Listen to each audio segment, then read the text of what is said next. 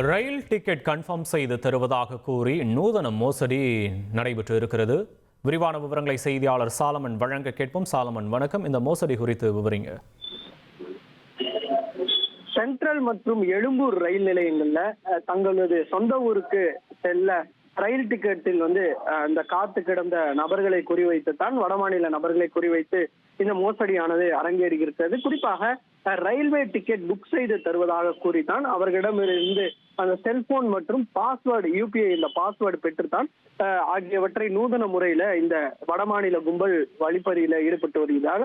இவர்கள் இந்த வழிப்பறியில ஈடுபட்ட இருவரை கீழ்ப்பாக்கம் துணை ஆணையரோட தனிப்படை போலீசார் கைது செய்து தீவிர விசாரணை மேற்கொண்டு வருகின்றனர். குறிப்பாக பீகார் மாநிலத்தை சேர்ந்த அந்த ராஜ்குமார் ராவ் மற்றும் தினேஷ்குமார் முகியா ஆகிய இருவரை தான் ஆந்திர மாநிலத்தில் வைத்து கீழ்ப்பாக்கம் துணை ஆணையரோட தனிப்படை போலீசார் கைது செய்திருக்கிறார்கள். கைது செய்யப்பட்ட இவரிடமிருந்து மொத்தம் மோசடி செய்யப்பட்ட 18 செல்போன்களை இவர்கள் பறிமுதல் செய்திருக்கிறார்கள். மேலும் இந்த கும்பல் சுமார் 20க்கும் மேற்பட்டவரிடம் இந்த வடமாநில நபர்களை மட்டுமே குறிவைத்து இந்த ட்ரெயின் டிக்கெட் புக் செய்து தருவதாக கூறி அழைத்து சென்று நூதன முறையில அந்த யூபிஐ பாஸ்வேர்டு மற்றும் செல்போன் ஆகியவற்றை திருடி சென்றிருப்பதும் தெரிய வந்திருக்குது. அது மட்டுமின்றி அந்த செல்போனை பயன்படுத்தி சுமார் லட்சக்கணக்கில் இவர்கள் பணத்தை கொள்ளையடித்திருப்பதும் போலீசாரின் விசாரணையில தெரிய வந்திருக்குது.